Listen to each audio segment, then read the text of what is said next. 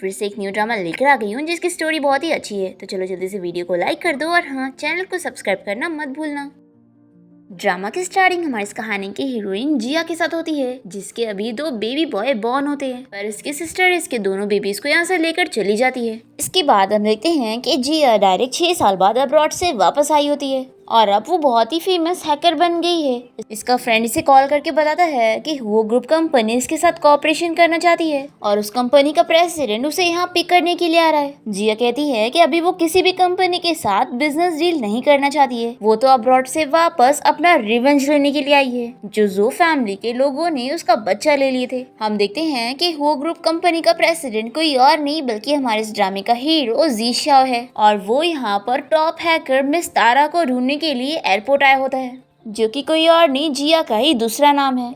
जिया उसे बचने के लिए यहाँ से भाग रही होती है, तभी वो जी शाओ से टकरा जाती है। वो तो जी शाओ के ऊपर ही गिर जाती है, जिसकी वजह से जी शाओ की शर्ट भी खुल जाती है। दोनों ही जल्दी से उठ जाते हैं। फिर जी शाओ इसे कहता है कि ये बहुत ही पुराना तरीका है किसी के साथ फ्लर्टिंग करने का। जिया इसे अच्छे से देख कर कहती है कि वैसे तुम हैंडसम और अट्रैक्टिव दोनों हो, लेकिन तुम हो कौन जो मैं तुम्हें सेड्यूस करूंगी। तो जी शाओ कहता है कि मैंने तुम जैसी लड़की बहुत देख चुका हूँ। तो जिया को बहुत ही गुस्सा आती है कि तुमने मुझे किस टाइप की लड़की समझा है। तभी जिया यहाँ पर अपनी बेटी मिमी को भागते हुए देख लेती है और जल्दी से उसे ढूंढने जाती है। तभी यहाँ पर जी शाओ के असिस्टेंट आकर उसे इस बारे में बताता है कि वो लोग मिस सारा को नहीं ढूंढ पाए। तभी इतने में जी शाओ को कॉल आती है कि उसके दोनों बेटे फे और त्यान एयरपोर्ट पर कहीं घूम गए हैं। ये सुनकर वो तुरंत ही अपने असिस्टेंट के साथ उन दोनों को ढूंढने के लिए निकलता है। यहाँ हम फे और त्यान को देखते हैं जो कि दोनों गार्ड से छुप रहे होते हैं। तभी इन दोनों को यहाँ पर जिया दिख जाती है और ये लोग बचने के लिए उसके पास आकर उसे मम्मी मम्मी कहने लगते हैं और कहते हैं कि मम्मी प्लीज हमें उससे बचा लो। तभी वहाँ से जी शाओ निकलता है और जिया उसे देखकर सोचती है कि अच्छा, मैंने तो बस इस लड़की को सिर्फ फ्रूट समझी थी,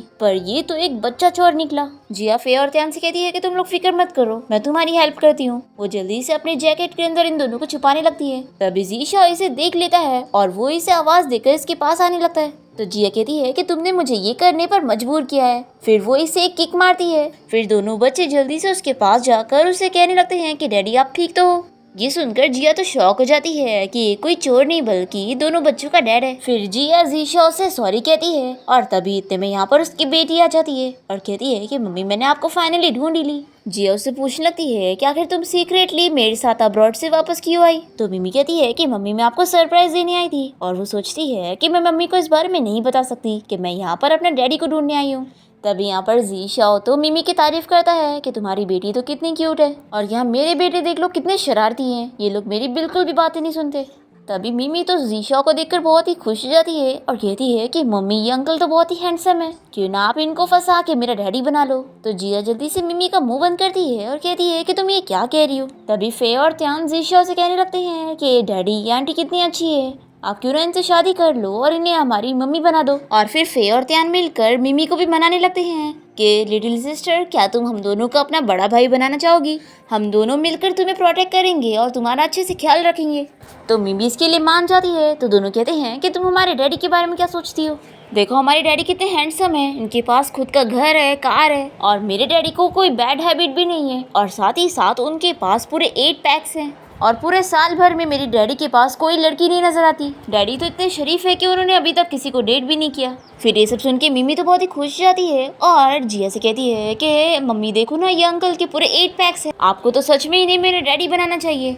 जिया कहती है कि अगर इसके 80 पैक्स भी होंगे ना तो भी मैं इसे शादी नहीं करूंगी। पर यहाँ तीनों बच्चे तो आपस में डील कर लेते हैं। फे और त्यान मिमी से कहते हैं कि तुम्हें हमारे डैडी पसंद है तो ये अब से तुम्हारे डैडी हैं और तुम्हारी मम्मी अब से हमारी भी मम्मी है। ये सब सुनकर जिया और जी शाओ एक दूसरे से कहते हैं कि हमारे बच्चे बकवास कर रहे हैं तो हमें इनकी बातें नहीं सुननी चाहिए। फिर जी शाओ फे और त्यान को यहाँ से लेकर चला जाता है और जिया मिमी को यहाँ से लेकर चली जाती है। फिर घर लाने के बाद जी शाओ फे और त्यान को समझाता है कि अब तुम लोग ऐसे घर से कहीं पे भी बाहर नहीं जाओगे। तो ये दोनों पूछते हैं कि डैडी आखिर आप मम्मी से शादी क्यों नहीं कर रहे हो। तो ये कहता है कि वो तुम्हारी मम्मी नहीं है, वो बस एक स्ट्रेंजर है। तो फे और त्यान कहते हैं कि डैडी अगर आप उनसे शादी कर लोगे तो वो हमारी मम्मी बन जाएंगी। जी शाओ कहता है कि तुम लोग बहुत ही बुद्ध हो, तुम लोग को पता है हम लोग कितने रिच हैं, इसलिए तुम लोगों को अपनी असली पहचान लोगों को नहीं बताना चाहिए। क्या पता वो लड़की हमें जानबूझ के अप्रोच कर रही थी। तभी असिस्टेंट से बताता है कि इसके ग्रैंडपा का कॉल आया है। जी शाओ के यहाँ से जाते ही फे और त्यान आपस में डिस्कस करते हैं कि डैड जिद कर रहे हैं तो हमें भी जिद करनी पड़ेगी और हम डैड के सामने शर्त रखेंगे कि उन्हें शादी करनी ही पड़ेगी। फिर हम देखते हैं कि जीशा यहाँ पर अपने ग्रैंडपा से कॉल पर बात करता है, जो उसे बताते हैं कि उन्होंने उसकी शादी अरेंज कर दी है और उसे ये शादी करनी ही पड़ेगी। दूसरी तरफ हम जिया को देखते हैं, जो कि अपनी फ्रेंड को इस बारे में बता रही होती है कि मेरे ग्रैंडपा ने मेरी शादी फिक्स कर दी है और वो बंदा कोई ओल्ड मैन है जिससे ग्रैंडपा चाहते हैं कि मैं शादी करूं। तभी मिमी कहती है कि मम्मी क्यों ना आप उन हैंडसम अंकल से शादी कर लो। जिया की फ्रेंड कहती है कि आइडिया तो अच्छा है, क्यों ना तुम उस लड़के से ही शादी कर लो, कम से कम अभी अपनी ग्रैंडपा की अरेंज मैरिज से तुम बच जाओगी और बाद में तुम डिवोर्स ले लेना। अभी यहाँ पर जिया को कॉल आती है और इसे पता लगता है कि फे बीमार हो गया है। वो मिमी को लेकर हॉस्पिटल जाती है और यहाँ पर फे और त्यान मिमी को बताते हैं कि एक्चुअल में फे बीमार नहीं है और वो इसे कहता है कि सिस्टर तुम मेरी फिक्र मत करो, मैं बस मम्मी से मिलना चाहता था इसलिए हम लोगों ने ये प्लानिंग करे और मैं अभी बस एक्टिंग कर रहा हूँ। मिमी ये सुनकर शॉक होती है तो ये दोनों इसे समझाते हैं कि तुम्हें नहीं लगता कि तुम हमारे डैडी की तरह दिखती हो और हम दोनों को तुम्हारी मम्मी काफी अच्छी लगती है, तो क्यों ना हम सब मिलकर मम्मी डैडी को मिलाने में हेल्प करें ताकि उनकी शादी हो सके। ये सुनकर मिमी तो बहुत ही खुश हो जाती है और फिर तीनों ही बच्चे आपस में डील कर लेते हैं। तभी यहाँ पर जिया के आते ही फे वापस से बीमार होने की एक्टिंग करने लगता है और कहता है कि मम्मी अब आपको देखकर मैं अच्छा फील कर रहा हूँ। तभी यहाँ पर जीशा भी आ जाता है और जिया से चिल्लाने लगती है कि बच्चे को फूड पॉइजनिंग कैसे हुई, आखिर तुम इनका कैसे ख्याल रखते हो। तो फे कहता है कि मम्मी आप डैडी को मत चिल्लाओ, मैंने ही गलती से एक्सपायर फूड खा लिया था। तभी यहाँ डॉक्टर आकर इन दोनों को चिल्लाने लगता है कि आप लोग कैसे पेरेंट्स हो, क्या बच्चे का कोई ऐसे ख्याल रखता है, अगली बार से ध्यान रखना। आजकल के यंग कपल भी अपने बच्चों का ध्यान ही नहीं रखते। ऐसा बोलकर डॉक्टर चला जाता है। फिर जिया जीशा को चिल्लाने लगती है कि तुम बच्चों का ठीक से ख्याल भी नहीं रखते और इसका इल्जाम तुमने मुझ पे भी डाल दिए और डॉक्टर की डांट मुझे भी खिलवा दिए। फिर तीनों ही बच्चे कहने लगते हैं कि मम्मी डैडी आप लोग झगड़ा मत करो। कहता है कि मम्मी भाई का ख्याल रखने की जरूरत है, तो क्यों ना हम आपके साथ आपके घर पे चले। पर ये सुनकर जीशा तुरंत ही मना कर देता है और वो फे को उठाकर यहाँ से लेके जाने लगता है और त्यान से कहता है कि तुम भी चलो। फिर त्यान यहाँ से जाते हुए मिमी से कहता है कि तुम हमारे बीच की डील भूलना मत और वॉच के जरिए हमें सीक्रेटली जरूर कांटेक्ट करना। तो मिमी इशारा करती है कि मैं समझ गई। तभी जिया त्यान को यहाँ से जाते हुए देखकर सोचती है कि अगर मेरे दोनों बेटे जिंदा होते तो वो भी ऐसी फे और त्यान की तरह इतने क्यूट होते। अब मैं अब्रॉड से वापस आई गई हूँ तो मैं अपने बेटों के बारे में पता लगाऊंगी और जोयान ने जो मेरे साथ की है मैं उसे सबक सिखाऊंगी। फिर नेक्स्ट सीन में हम देखते हैं कि तीनों बच्चे आपस में कॉल करके बातें करते हैं। फे और त्यान मिमी से कहते हैं कि हमें जल्दी करना होगा और मम्मी डैडी को मिलवाना होगा ताकि उनकी शादी हो जाए, इसलिए अब हमारे प्लान के हिसाब से कल हमें मम्मी डैडी को कैफे में मिलवाना है।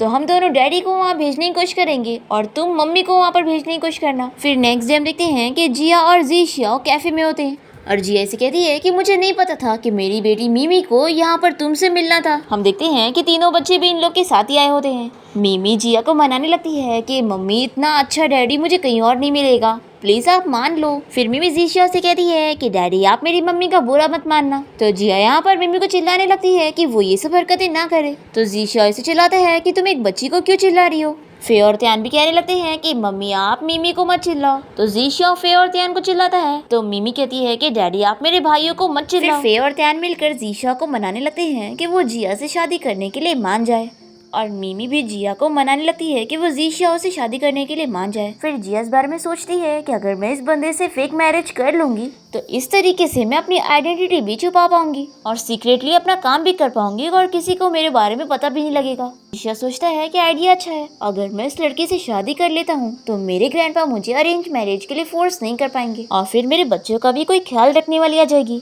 और फिर जिया और जीशाओ एक साथ एक दूसरे से पूछने लगते हैं कि क्या तुम मुझसे शादी करोगी। फिर नेक्स्ट सीन में हम देखते हैं कि ये दोनों कोर्ट जाकर अपना मैरिज सर्टिफिकेट लेकर बाहर निकलते हैं और फे और त्यान बहुत ही खुश हो जाते हैं कि अब हमारे पास मम्मी है। तभी जीशाओ जिया से कहता है कि अब हमारी शादी हो गई है, इसलिए मुझे तुमसे सबसे पहले कुछ चीजें क्लियर करनी है कि मेरे पास ज्यादा पैसे नहीं है, उल्टा मेरे ऊपर बहुत सारे पैसों की उधारी है और मैं जिस घर में रहता हूँ वो भी रेंट पर है और मेरी कार भी लोन पर है। ये सोचती है कि पहना तो इतने महंगे कपड़े हैं और कह रहा है कि गरीब है। तो जीशा जल्दी से बहाना बना लेता है कि एक्चुअली ये कपड़े मैंने आज रेंट पर खरीदा हूँ। फिर जिया पूछती है कि तुम पैसे कितने कमाते हो। तो ये कहता है कि वो तो हाल मेरा और भी बुरा है, कभी 100 कमा लेता हूँ तो कभी 10। तो फे कहता है कि डैडी आप झूठ बोल रहे हो, आप तो एक दिन में कितने मिलियंस कमा लेते होंगे। तो जीशा जल्दी से इसका मुंह बंद करता है और जिया से कहता है कि बच्चा मजाक कर रहा है। फिर जीशा जिया से कहता है कि तुम अपना बताओ। तो जिया पास में क्लीनिंग लेडी को देखकर जल्दी से बहाना बना लेती है कि मैं क्लीनर की जॉब करती हूँ और 1 महीने का 2500 तो कमा लेती हूँ और अपनी बेटी को अच्छे से पाल लेती हूँ और इसी हिसाब से हम दोनों तो एक दूसरे के लिए परफेक्ट मैच हुए। तभी जीशा इसकी इयररिंग देखकर सोचता है कि ये तो बहुत ही महंगी दिख रही है। तो जिया जल्दी से बहाना बना लेती है कि अरे ये कोई महंगी इयररिंग नहीं है, ये तो बहुत ही सस्ती है, मैंने स्टॉल पर से खरीदी हूँ। आखिर कौन है जो इतनी महंगी इयररिंग खरीदेगा। इसकी बातें सुनकर जीशा को शक हो रहा होता है कि ये सच में कोई गोल्ड डिगर लड़की ही होगी। तभी फे जल्दी से जिया का हाथ पकड़ लेता है और कहता है कि मम्मी चलो हमारे घर चलते हैं, फिर आप आज हमारे डैडी के साथ सोओगी। ये सुनने के बाद तो जिया और जीशा दोनों ही शॉक हो जाते हैं। फिर जीशा जल्दी से बहाना बना लेता है कि मेरा घर बहुत ही छोटा है और वहाँ पर 5 लोग नहीं रह पाएंगे। तो मिमी कहती है कि मम्मी ये तो अच्छी बात है, क्यों ना हम इन लोग को अपने घर पे लेके चले, हमारे पास तो विला है। तो जिया जल्दी से मिमी का मुंह बंद करती है और बहाना बनाकर जीशा उसे कहती है कि मजाक कर रही है, ये अपने बारबी वाले विला को हमारा घर बता रही है, मैं तो बस एक नॉर्मल सी क्लीनिंग स्टाफ हूँ और हम लोग डॉम में रहते हैं। ये सुनकर फे और ध्यान कहते हैं कि मम्मी आपकी लाइफ तो कितनी टफ चल रही है और आपको हमारे डैडी जैसा हस्बैंड मिल गया। हम लोग तो जब बड़े होंगे ना तो अपनी वाइफ को कभी इस तरीके से ट्रीट नहीं करेंगे। तो जीशा फे और ध्यान को चिल्लाने लगता है। तो मिमी कहती है कि मम्मी मुझे भी डैडी और भाई के साथ रहना है। तो जीशा और जिया इसे मना करते हैं और फिर जिया जीशा से कहती है कि हमें अपनी अपनी जिंदगी जीनी चाहिए। जीशा कहता है कि तुम एकदम सही कह रही हो और वो इसे बाय बोलकर चला जाता है। फिर घर आने के बाद फे और त्यान जीशा से कहने लगते हैं कि डैडी आप मम्मी के साथ रहने के लिए क्यों नहीं मान रहे हो। जीशा कहता है कि तुम लोग अभी तक उस लड़की से एक ही बार मिले हो, तो क्या पता वो कोई झूठी लड़की होगी। तो क्या तुम लोग भूल गए कि जब तुम लोग छोटे थे तो एक स्ट्रेंजर औरत तुम लोगों को कैसे लेके जा रही थी और तुम लोगों ने फिर मेरी हेल्प लिए थे। तो फे और त्यान कहते हैं कि डैडी आपने मम्मी के साथ मैरिज सर्टिफिकेट ले चुके हो और अगर आप उनके लिए रिस्पॉन्सिबल नहीं होगे तो आप चीटर कहलाओगे। और फिर दोनों ही बच्चे जीशा से गुस्सा होकर यहाँ से भाग जाते हैं। नेक्स्ट डे हम देखते हैं कि जीशा अपनी कंपनी में जाता है और तभी यहाँ पर मिमी भागते हुए इसके पास आकर इसे डैडी कहने लगती है। जीशा इसे देखकर खुश होता है और पूछता है कि तुम यहाँ पर क्या कर रही हो और तुम्हारी मम्मी कहाँ पर है। मिमी बताती है कि मम्मी अपनी जॉब के लिए गई है और मैं आपको बहुत ही मिस कर रही थी इसलिए मैं यहाँ पर आ गई। जीशा कहता है कि बाहर तुम्हारे लिए सेफ नहीं है, आखिर तुम अंदर मेरा वेट क्यों नहीं कर रही थी। तो मिमी बहुत ही क्यूटली बताने लगती है कि सिक्योरिटी गार्ड मुझे अंदर ही नहीं ले रहा था और कह रहा था मैं एक भिखारी हूँ और यहाँ से भाग जाऊँ। फिर जीशा मिमी को लेकर अपने ऑफिस में आ जाता है और ये इसके बालों में अपनी सारी क्लिप्स लगा देती है और कहती है कि डैडी आप तो मेरी फेवरेट प्रिंसेस की तरह लग रहे हो। तभी यहाँ असिस्टेंट जीशा से बात करने आता है तो जीशा मिमी को खेलने के लिए भेज देता है। असिस्टेंट बताता है कि वो सिक्योरिटी गार्ड नया था इसलिए उसे इस बारे में नहीं पता था और उसने अभी उसे फायर कर चुका है। जीशा इसे समझाता है कि अगली बार जब मिमी यहाँ कंपनी में आएगी तो उसके सामने मुझे प्रेसिडेंट मत बोलना, क्योंकि अभी उसे और उसकी मम्मी को मेरी आइडेंटिटी के बारे में नहीं पता, इसलिए अगर मेरा सीक्रेट रिवील हुआ तो तुम गए। तो अभी मिमी वापस से जीशा के पास आ जाती है और वो इससे पूछता है कि तुम्हें क्या खाना है, चलो मैं तुम्हें लेके चलता हूँ। फिर नेक्स्ट सीन में हम देखते हैं कि जीशा जिया को कॉल करता है और उसे कहता है कि मैंने बच्चों के लिए डिसाइड किया हूँ कि हमें साथ में रहना चाहिए और अभी मैं तुम्हारे होटल के बाहर ही हूँ जहाँ पर तुम काम करती हो, तो मैं सोच रहा था कि तुम्हें पिक करने आ जाऊँ। ये सुनकर जिया तो डर जाती है क्योंकि वो तो यहाँ पर मैनिक्योर करवा रही थी। फिर वो भागते हुए जल्दी से होटल आ जाती है और जल्दी से क्लीनर के गेटअप में रेडी होती है। फिर वो यहाँ पर क्लीनिंग करने की एक्टिंग भी करने लग जाती है। तभी यहाँ पर जीशा पहुंच जाता है और वो ये देखकर शॉक होता है कि ये सच में टॉयलेट क्लीनर का काम करती है। ये कहती है कि तुम इतनी जल्दी आ गए, अभी तो मुझे 50 टॉयलेट और क्लीन करने थे, अब तुम यहाँ पर आ गए हो तो क्या तुम भी मेरी हेल्प करना चाहोगे। जीशा तो इससे डरने लगता है और कहता है कि तुम प्लीज मेरे पास मत आना। तभी वो गिरने लगती है और इसके पास ही आ जाती है। फिर मिमी तो इन लोग को ऐसे देखकर बहुत ही खुश हो जाती है। इसके बाद हम देखते हैं कि जीशा एक खटारा कार से इन लोग को लेके जा रहा होता है और वो ठीक से उसे चला भी नहीं पा रहा होता है। ये देखकर मिमी कहती है कि डैडी क्या सच में ये आपकी कार है। जीशा भी सोचता है कि असिस्टेंट ने मेरे लिए कौन सी कार अरेंज कर दिया। जीशा यहाँ जिया को बहुत ही बेकार जगह पे लाया होता है। ये जिया से कहने लगती है कि आखिर ये कितनी बेकार जगह। वो पूछती है कि क्या तुम सच में ऐसी जगह पे रहते हो। इसकी बातें सुनकर जीशा सोचता है कि मैंने सही समझा था, ये सच में एक लालची लड़की है। अच्छा हुआ मैंने इससे अपनी असली आइडेंटिटी छुपा के रखा हूँ। अब यहाँ मिमी को तो बहुत ही बुरा लग रहा होता है कि मम्मी मेरे भाई इतनी बुरी लाइफ जी रहे थे। शैन यहाँ इस खंडर घर का दरवाजा खोलने की कोशिश करता है पर यहाँ का लॉक वो खोल ही नहीं पाता। जी ऐसी कहती है कि क्या सच में तुम इसी घर में रहते हो कि तुम्हें अपने घर का लॉक नहीं खोलने आ रहा। उसे भी इस पर शक होता है कि कहीं ये कोई फ्रॉड तो नहीं। मैंने सोची थी कि ये गरीब होगा, लेकिन मैंने एक्सपेक्ट नहीं करी थी कि इतना गरीब है। अच्छा हुआ मैंने इसे अपनी असली आइडेंटिटी नहीं बताई। तभी अस्टिन के साथ फे और त्यान यहाँ पर पहुंच जाते हैं और ये लोग जिया से पूछते हैं कि मम्मी आप लोग यहाँ पर क्या कर रहे हो। तो जिया बताती है कि तुम्हारे डैडी अपने घर का लॉक नहीं खोल पा रहे। तो फे और त्यान कहते हैं कि हमारे डैडी कितने बुद्धू हैं कि अपना ही घर भूल गए। फिर फे और त्यान कहते हैं कि हमारा घर वो है ये नहीं। और फिर ये लोग जिया को अपने साथ ले जाने लगते हैं और ज़ीशा अपने अस्टिन को चिल्लाता है कि मैंने तुम्हें एक बेकार घर ढूंढने बोला था, तुमने तो इतना अच्छा घर ढूंढ दिया। अस्टिन कहता है कि बॉस आपने छोटा घर ढूंढने बोला था और ये घर सच में आपकी मेंशन से बहुत ही छोटा है। जिया जब यहाँ पर ज़ीशा के घर पे आती है तो वो इसका घर देखकर सोचती है कि तो बहुत ही बड़ा है। तीनों बच्चे बहुत ही खुश होते हैं और ये लोग जिया से बातें कर रहे होते हैं। तो ज़ीशा कहता है कि तुम लोग बातें करो जब तक मैं कुछ खाने का अरेंजमेंट करता हूँ। तो जिया कहती है कि तुम रहने दो, मैं कुछ कुकिंग करती हूँ। ये सोचती है कि बेचारे बच्चों को बाहर से खाना मंगवा के खिलाता है जो कि इनके लिए सेफ नहीं है। फिर ज़ीशा यहाँ बच्चों के साथ होता है, तभी किचन में से धुआं आने लगता है। वो जाकर देखता है कि जिया यहाँ पर खाना पका नहीं बल्कि खाना जला रही होती है। वो इसे कहता है कि तुम रहने दो, मैं ही कुकिंग करता हूँ। फिर ज़ीशा को ऐसे कुकिंग करता हुआ देखकर जिया बहुत ही खुश होती है और कहती है कि अगर तुमने मुझे बताया होता कि तुम्हें कुकिंग करना आता है तो मैं यहाँ पर कुकिंग करने आती ही नहीं। फिर ज़ीशा कुकिंग कर लेता है और वो देखता है कि जिया तीनों बच्चों के साथ कितना खेल रही है। जिया यहीं सोफे पर ही सो जाती है और ज़ीशा इसे देखकर सोचता है कि इसे कुकिंग भी नहीं आती है, आखिर इसने इतने सालों तक अपना और मिमी का ख्याल कैसे रखी होगी। तभी जिया यहाँ नींद में ज़ीशा को किस करने जा रही होती है। तभी बच्चे इन लोग को देखकर खुश होने लगते हैं और पूछते हैं कि डैडी मम्मी क्या आप लोग सीक्रेटली किस करने जा रहे थे। ज़ीशा कहता है कि बकवास मत करो और चलो खाना खाने बैठो सभी। फिर सभी डिनर करने बैठते हैं और मिमी ज़ीशा के खाने की तारीफ करती है और ज़ीशा यहाँ जिया को बताता है कि वो जब बिजी रहता है तभी बच्चों के लिए कुकिंग नहीं कर पाता। तभी जिया इसे पूछती है कि वैसे बच्चों की मम्मी कहाँ है। तो ये कहता है कि वो मर गई। जिया कहती है कि जोर से मत बोलो, बच्चों को ये नहीं सुनना चाहिए और सॉरी मुझे ये बात नहीं करनी चाहिए थी, मुझे बस ये लगा कि तुम्हारा डिवोर्स हो चुका होगा।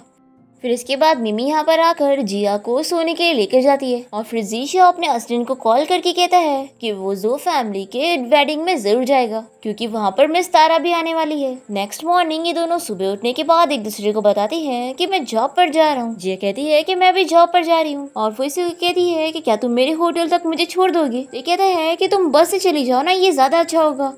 और ऐसा बोलकर वो जल्दी से भाग जाता है। फिर इसके बाद हम देखते हैं कि जिया अपनी कजिन सिस्टर जुयान की वेडिंग में गई होती है और यहाँ पर वो उसके फियांसी जो कि इसका एक्स बॉयफ्रेंड था उसे कहती है कि अब मैं तुम्हारे साथ अपनी एंगेजमेंट तोड़ रही हूँ। जिया के अंकल उसे चिल्लाने लगते हैं कि आखिर वो उसकी सिस्टर की वेडिंग पर ऐसे हंगामे कैसे कर सकती है। जिया अपने अंकल को उनकी असली जगह बताती है कि सारी चीजें उसकी है जिस प्रॉपर्टी पे वो कब्जा करके बैठे हुए और वो यहाँ अनाउंस करती है कि वो जो फैमिली के साथ अपना सारा रिश्ता तोड़ रही है और वो अपने अंकल आंटी और जुयान से कहती है कि वो उसके घर से निकल जाए। तो जिया की आंटी उसे चिल्लाने लगती है और वो उसे मार के कहती है कि वो यहाँ पर ये सब हरकतें नहीं कर सकती और वो कहती है कि भूलो मत कि 6 साल पहले तुमने क्या हरकतें करके गई थी। जिया भी उन्हें चिल्लाती है कि अब मैं वो पुरानी वाली जिया नहीं हूँ जिसे आप लोग बुली किया करते थे। जिया की आंटी उसे चिल्लाती है कि क्या तुम्हें डर नहीं है कि मैं तुम्हारे दोनों बच्चों के साथ क्या करूंगी, इसलिए चुपचाप से मेरी बात सुनो और मुझे खुश रखो, फिर शायद मैं तुम्हें बता दूं कि तुम्हारे दोनों बच्चे कहाँ पर हैं। और फिर जुयान और उसकी मॉम डैड यहाँ से चले जाते हैं। तभी यहाँ इस पार्टी में ज़ीशा पहुँचता है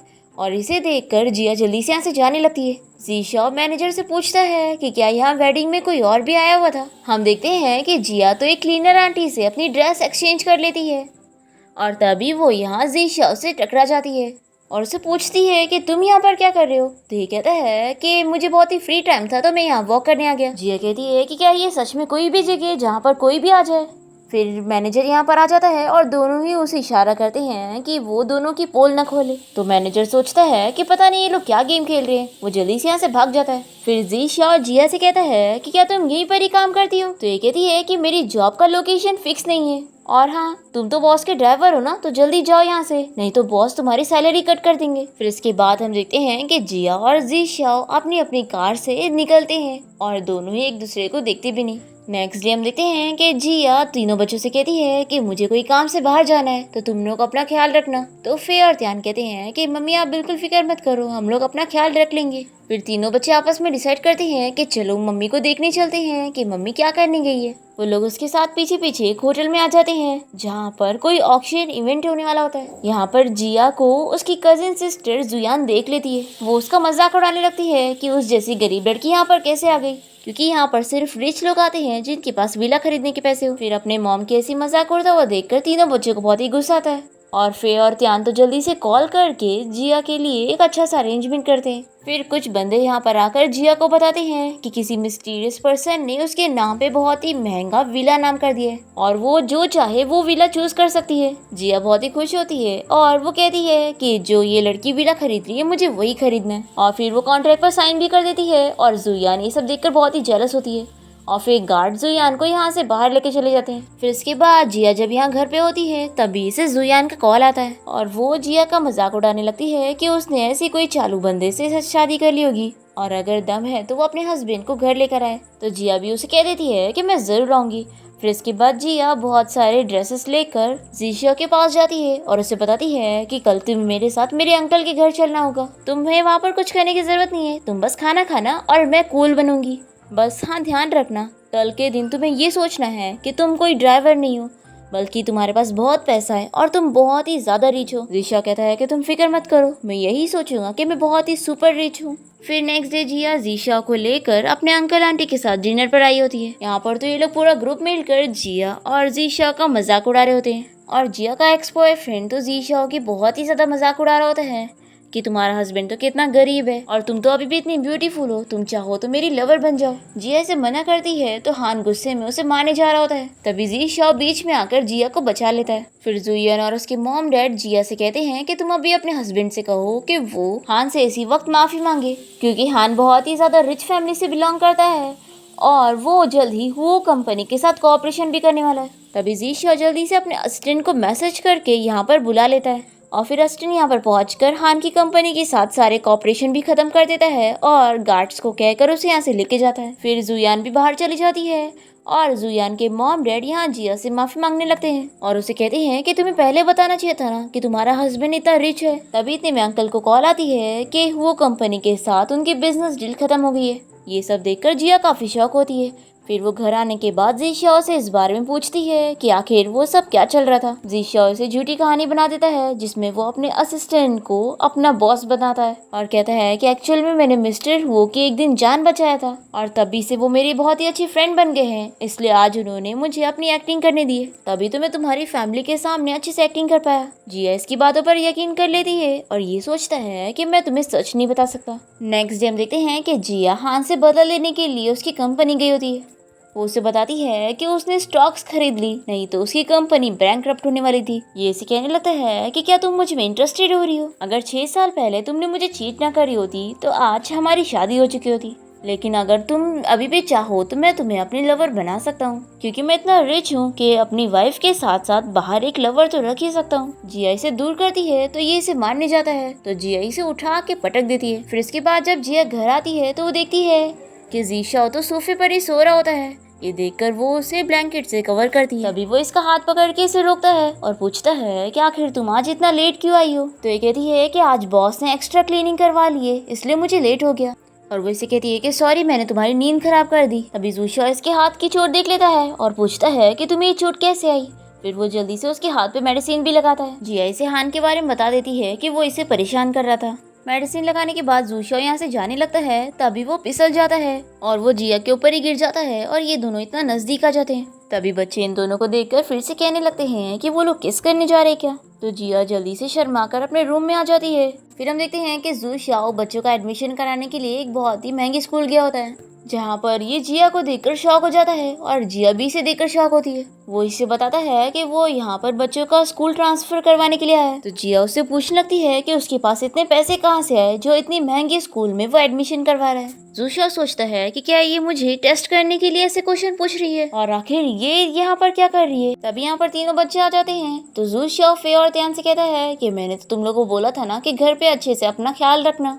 तो फे और त्यान कहते हैं कि डैडी आप इतना गुस्सा मत हो, आप तो ऐसे मम्मी को डरा दोगे और आपको अपनी वाइफ के सामने इतना डोमिनेटिंग नहीं बनना चाहिए, आपको थोड़ा तो जेंटल बनना ही होगा। जिया बहाने बनाकर इसे कहती है कि मैं बच्चों को यहाँ पर किंडरगार्टन घुमाने लेकर आई थी और मुझे नहीं पता था कि तुम मुझे यहाँ पर मिल जाओगे। तभी यहाँ स्कूल का प्रिंसिपल जूशाओ से कोई बात करने आ रहा होता है और वो उसे प्रेसिडेंट ही कहने जा रहा होता है। इससे पहले जूशाओ जल्दी से बहाना बनाकर प्रिंसिपल को अपना अंकल कहने लगता है और जिया को बताता है कि एक्चुअली स्कूल की जो प्रिंसिपल है ये मेरे अंकल है और इन्हीं की वजह से हमारे बच्चों का एडमिशन यहाँ पर हो जाएगा। और वो प्रिंसिपल को इशारा करता है कि उसे उसके एक्टिंग में साथ देना है, तो प्रिंसिपल भी अच्छे से एक्टिंग कर लेता है। और फिर प्रिंसिपल के यहाँ से जाते ही जिया बहुत ही खुश होती है। वो बच्चों से कहती है कि तुम्हारे डैडी ने आज बहुत ही अच्छा काम किया है, तो इसलिए आज का दिन हम सेलिब्रेट करेंगे और बहुत ही अच्छा डिनर करेंगे। वो बच्चों को ले जाने लगती है और जूशाओ सोचता है कि मैं कुछ ज्यादा ही सोच रहा हूँ, आखिर ये लड़की एक टॉप हैकर कैसे हो सकती है। फिर जूशाओ को ये पता लगता है कि मिस तारा भी यहाँ पर आई थी, इसलिए वो अपने असिस्टेंट को कॉल करके उसके बारे में पता करने के लिए कहता है।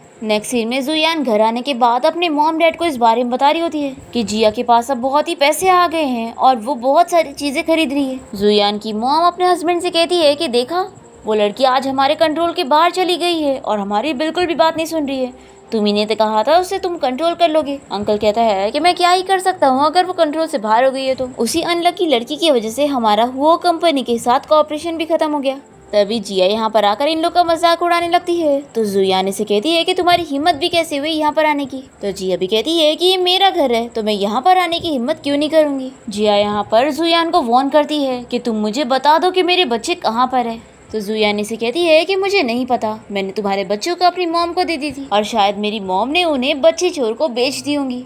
जिया ऐसे चिल्लाती है कि अगर मेरे बच्चे को कुछ भी हुआ ना तो मैं तुम्हारी पूरी फैमिली को छोड़ूंगी नहीं। फिर इसके बाद जिया बेचारी अपसेट होकर रोड पर अपने बच्चों को याद करते हुए घूम रही होती है। तभी एक कार से हिट कर देती है और ये यहीं पर ही बेहोश होकर गिर जाती है। तभी कार में से जल्दी से जूशाओ बाहर निकलता है और वो जल्दी से इसे लेकर हॉस्पिटल आता है और डॉक्टर इसे बताता है कि उसे ज्यादा चोट नहीं आई है। फिर यहाँ हॉस्पिटल में हम देखते हैं कि जुयान यहाँ पर जिया को ढूंढते हुए पहुंच जाती है और ये उसके कार एक्सीडेंट के बारे में सुनकर बहुत ही खुश होती है और जल्दी से उसके रूम में आती है उसके मोबाइल में से कोई वीडियो एविडेंस डिलीट करने के लिए। तभी जिया के मोबाइल में उसके फ्रेंड का कॉल आ जाता है और ये गलती से उसका फोन उठा लेती है और वो कॉल पे कहने लगता है कि तुम्हारे बारे में वो ग्रुप कंपनी के प्रेसिडेंट को पता लग गया है और तुम तैयार रहना, तो वो तुम्हें ढूंढने वाला है। कॉल कट होते ही ये जल्दी से वो वीडियो को डिलीट कर देती है और इसके बाद वो हान को जाके बताती है कि उसने एविडेंस डिलीट कर दी। हान बहुत ही खुश होता है और इसके बाद जिया को यहाँ पर कोर्ट का नोटिस आता है, तो जिया तो हंसने लग जाती है कि उसकी हिम्मत भी कैसे हुई। यहाँ पर ये दोनों हॉस्पिटल से बाहर निकल रहे होते हैं, तभी रिपोर्टर्स इन लोग से सवाल करने लगते हैं। ये लोग हान से पूछते हैं कि वो अपनी वाइफ को चीट कैसे कर सकता है। हान इन लोगों को जवाब नहीं दे पाता और फिर उसके बाद वो जिया से मिलने पहुंचता है। जिया इन लोग को हंसकर बताती है कि उन लोगों ने वीडियो डिलीट कर दिए तो क्या हुआ, उसके पास बैकअप है और वो इन दोनों को ही जेल पहुंचा सकती है। फिर जुयान गुस्से में जिया को मारने की कोशिश करती है, तो जिया इन दोनों को ही मारती है और फिर वो अपने गार्ड्स को कहकर इन लोगों को बाहर फिकवा देती है। फिर ये दोनों जिया से बदला लेने के लिए बार में उसके पास कुछ गुंडे भेज देते हैं। जिया उन गुंडों से फाइट करके यहाँ से बचने की कोशिश करती है। तभी से यहाँ पर जीशाओ मिल जाता है और वो इसे कहती है कि प्लीज मेरी हेल्प करो, वो लोग मेरे पीछे पड़े हैं। तो जीशाओ इसे किस करने लगता है और फिर गुंडे जिया को यहाँ पर पहचान नहीं पाते और वो यहाँ से चले जाते हैं। फिर जीशाओ जिया को बचाते हुए एक रूम में ले आता है और उसकी खून साफ करने लगता है और पूछता है कि तुम होटल में जॉब करते करते बाहर में कहाँ से आ गई। और ये सोचता है कि लड़की तो पैसों के लिए कुछ भी करती है। फिर इसके बाद जिया और जीशाओ जब घर पहुंचते हैं तो बच्चे इन दोनों को देखकर समझ जाते हैं कि लगता है फिर से दोनों ने झगड़ा कर लिया। ये सभी प्लानिंग करके जिया और जीशाओ को एक ही रूम में सुला देते हैं और एक ब्लैंकेट भी लेकर चले जाते हैं ताकि दोनों क्लोज आ सके। नेक्स्ट मॉर्निंग जिया नींद में जीशाओ को टच करने लगती है और जैसे ही दोनों की नींद खुलती है तो जीशाओ इसे कहने लगता है कि तुम मेरे साथ क्या कर रही थी। तो जिया कहती है कि मैं बस नींद में थी और वैसे भी तुमने मेरा ब्लैंकेट ओढ़ा हुआ था और ध्यान से देखो कि तुम यहाँ मेरे बेड पर हो। जीशाओ कहता है कि इसका ये मतलब तो नहीं कि तुम मुझे कहीं पर भी टच करोगी। तो जिया कहती है कि तुम मेरे हस्बैंड हो, मैं तुम्हें टच कर सकती हूँ। तभी इतने में तीनों बच्चे यहाँ पर आकर इन दोनों के ऊपर हंसने लगते हैं। फिर इसके बाद ये सभी साथ में बैठ के ब्रेकफास्ट करते हैं। देखते हैं कि जिया अपनी हैकर वाली आइडेंटिटी से कोई पार्टी में गई होती है। घर पे बच्चे डिसाइड करते हैं कि इन लोग को अपनी मम्मी और डैडी को ढूंढने जाना है। फे और त्यान मिमी से कहते हैं कि तुम डैडी को ढूंढने जाओ और हम लोग मिलकर मम्मी को ढूंढने जाएंगे। फिर फे और त्यान जिया को ढूंढते हुए पार्टी में आ जाते हैं और दूसरी तरफ मिमी जीशा को ढूंढते हुए कंपनी पहुंच जाती है और बच्चों को अपने पेरेंट्स के बारे में सीक्रेट पता लग जाता है। फे और त्यान को पता लगता है कि जिया एक हैकर है और मिमी को पता लगता है कि जी शाओ कोई गरीब नहीं है बल्कि वो इतने बड़े कंपनी का सीईओ है। फे और तियान जिया को समझाते हैं कि आपको डैडी से सच नहीं छुपाना चाहिए, नहीं तो उन्हें बहुत ही बुरा लगेगा। मिमी भी जी शाओ को समझाती है कि डैडी आपको मम्मी को सारा सच बता देना चाहिए। और अभी के लिए जी शाओ मिमी को इस बात को सीक्रेट रखने के लिए कहता है। यहाँ पर जिया भी फे और तियान को अपनी हैकर वाली आइडेंटिटी को सीक्रेट रखने के लिए कहती है। नेक्स्ट सीन में हम देखते हैं कि जिया यहाँ पर किसी क्लाइंट से मिलने के लिए होटल गई होती है, पर जुयान तो इसे बदला लेने के लिए वेट्रेस को कहकर उसे ड्रग दिलवा देती है। तभी यहाँ पर जिया के रूम में जी शाओ आ जाता है और वो उसे कहता है कि मुझे पता है कि मिस तारा तुम ही हो और तुम अपनी आइडेंटिटी मुझसे छुपा के रख रही थी। वो उसे पूछने लगता है कि वो किस मकसद से उसके बच्चे और उसके पास आई है। जिया ऐसे कहती है कि जैसा तुम कह रहे हो वैसा कुछ भी नहीं है, मेरा ऐसा कोई मकसद नहीं था। ये कहता है कि फिर मुझे बताओ कि तुमने मुझसे शादी क्यों की। तब यहाँ पे ड्रग के रिएक्शन की वजह से जिया इसे पकड़ने लगती है, तो ये इसे दूर करके कहता है कि मैं तुम जैसी चालाक लड़की में बिल्कुल भी इंटरेस्टेड नहीं हूँ। पर जिया तो इसे यहाँ से जाने नहीं देती है और वो इसे किस करने लगती है। फिर दोनों ही नाइट स्पेंड कर लेते हैं और नेक्स्ट मॉर्निंग जिया को जब सब कुछ याद आता है तो वो बहुत ही शॉक होती है और इसे पैर मारकर बेड से नीचे गिरा देती है। और फिर इसके बाद वो इसे पैसों का कार्ड देने लगती है। जीशा तो गुस्सा हो जाता है कि तुमने मुझे क्या समझी हुई है। तो ये कहती है कि तुम एक कार ड्राइवर हो और तुम्हारे लिए ये पैसे बहुत ही ज्यादा होंगे। देखो वैसे भी तुम्हें अब मेरी आइडेंटिटी के बारे में पता चल गया है, तो हमारी शादी यहीं पर ही खत्म होती है। जीशा इसे कहता है कि तुम मुझसे इतनी आसानी से पीछा नहीं छुड़ा सकती हो। तभी इतने में जीशा का असिस्टेंट यहाँ पर आकर उसे मिस्टर हु कहने लगता है। फिर जिया को भी पता लग जाता है कि हु ग्रुप कंपनी का प्रेसिडेंट कोई और नहीं बल्कि जीशा ही है। वो इसे चिल्लाती है कि यानी तुम भी अब तक मुझसे झूठ ही कह रहे थे और तुम्हें पता था कि मैं वही हैकर हूँ, इसीलिए तुम इसी पर्पज से मेरे पास आए थे। जीशा इसे समझाने की कोशिश करता है कि मुझे तुम्हारे बारे में पहले नहीं पता था और वैसे भी मुझे बस तुम्हारी इसलिए हेल्प चाहिए थी क्योंकि मुझे अपनी कंपनी की एक प्रॉब्लम सॉल्व करनी है। पर जिया तो इसकी हेल्प करने के लिए मना कर देती है और यहाँ से चली जाती है। घर आने के बाद वो फे और त्यान को अकेला छोड़कर अपनी बेटी मिमी को लेकर चली जाती है। फिर इसके बाद फे और त्यान जीशा को चिल्लाने लगते हैं कि डैडी आप ही ने कुछ किया होगा जो आपकी वाइफ आपको छोड़कर चली गई। दूसरी तरफ मिमी जिया को मना रही होती है कि वो अपने दोनों भाइयों को छोड़कर नहीं जाना चाहती है, पर जिया नहीं मानती और उसे लेकर चली जाती है। इसके बाद मिमी फे और त्यान को कॉल करती है और उन लोग से डिस्कस करती है कि हमें जल्दी कुछ करना होगा, नहीं तो मम्मी मुझे अब्रॉड लेकर चली जाएंगी। फिर नेक्स्ट सीन में हम देखते हैं कि फे यहाँ पर जिया से मिलने के लिए जा रहा होता है। तभी एक कार जिया को हिट करने आती है और गलती से वो फे को ही हिट करके चले जाती है। फिर जिया तुरंत ही फे को लेकर हॉस्पिटल पहुंचती है और फे का ब्लड रेयर होता है जो कि हॉस्पिटल में अवेलेबल नहीं था, तो जिया डोनेट करने के लिए मान जाती है। दूसरी तरफ जीशा को ये शक होता है कि 6 साल पहले वाली लड़की कोई और नहीं बल्कि जिया ही है, कि यही सच है कि जिया ही वो लड़की है। इसलिए वो अपने असिस्टेंट से कहकर उसके बारे में पता करवाता है और डीएनए टेस्ट रिपोर्ट निकलने के बाद इसे पता लग जाता है। फिर जीशिया को जब फे के एक्सीडेंट के बारे में पता लगता है तो वो जिया को चिल्लाने लगता है कि उसी की वजह से ये एक्सीडेंट हुआ, अगर फे उससे मिलने नहीं जाता तो ऐसा नहीं होता। दूसरी तरफ हान जुयान को इस बारे में बता रहा होता है कि जिया के जो दोनों बच्चे थे वो कोई और नहीं बल्कि जीशा के ही वो बच्चे हैं। जुयान को ये सुनकर बहुत ही गुस्सा आती है कि वो दोनों बच्चे अभी भी जिंदा हैं और वो लोग इतने लकी निकले कि वो जीशा जैसे रिच बंदे के पास है। फिर हम देखते हैं कि जिया यहाँ पर हान से मिलने के लिए उसकी कंपनी आई होती है। हान शर्त रखता है कि वो शेयर्स के बदले में ही उसे उसके बच्चों के बारे में बताएगा, तो जिया कॉन्ट्रैक्ट पर साइन कर देती है। पर फिर ये बहाने करने लग जाता है और उसे नहीं बता रहा होता है, तो जिया इसे मारती है और कहती है कि मुझे सच बताओ। तो वो इसे डीएनए टेस्ट रिपोर्ट दिखा के फे और त्यान के बारे में बता देता है। फिर जिया हॉस्पिटल आती है और वो जीशा से मिलती है और उसे बताती है कि उसे अब सच पता लग गया है और वो रोते हुए बेहोश हो जाती है। फिर नेक्स्ट सीन में जिया को जब होश आता है तो वो हॉस्पिटल में अपने फ्रेंड से इस बारे में डिस्कस कर रही होती है कि अब तीनों ही बच्चे उसके हैं, तो वो सभी को लेकर अब्रॉड जाएगी। जीशा ये सुन लेता है और उसे कहने लगता है कि तुम उन्हें नहीं ले जा सकती, वो मेरे भी बच्चे। ये लोग झगड़ा करने लगते हैं तो जिया का फ्रेंड कहता है कि तुम लोग बातें करो, मैं बाहर जाता हूँ। वो बाहर जाते हुए देखता है कि तीनों बच्चे झाँककर ये सब देख रहे होते हैं। वो उन लोग को समझाता है कि मम्मी डैडी को बात करने दे दो। जीशा जिया को मना रहा होता है कि बच्चों को कंप्लीट फैमिली की जरूरत है और मुझे एक वाइफ की, पर जिया इसके लिए नहीं मानती है और वो अभी भी उससे गुस्सा होती है। फिर जीशा बाहर आता है और बच्चे से कहते हैं कि डैडी अब हमें ही आपकी हेल्प करनी पड़ेगी। ये लोग इसे ट्रिक्स वगैरह सिखाते हैं जिसे जिया को मना सके। फिर फाइनली जीशा जिया को प्रपोज करता है और दोनों की वेडिंग हो जाती है और फिर जुयान और उसके मॉम डैड को जेल हो जाती है। फिर ऐसे ही कुछ टाइम बीत जाता है और हमें पता चलता है कि जिया फिर से प्रेग्नेंट है। बच्चे इस बारे में डिस्कस कर रहे होते हैं कि उन्हें भाई चाहिए या फिर बहन। त्रिशा कहता है कि फिक्र मत करो, तुम लोग को दोनों मिल जाएंगे क्योंकि ट्विंस है। फिर तीनों ही बच्चे बहुत ही हैप्पी हो जाते हैं कि इन्हें भाई और बहन दोनों मिलने वाले। फिर से शॉ तीनों को ही लॉलीपॉप पकड़ाता है और सभी खेलने भाग जाते हैं और इसी के साथ ही हमारे इस ड्रामा की हैप्पी एंडिंग यहाँ पर हो जाती है।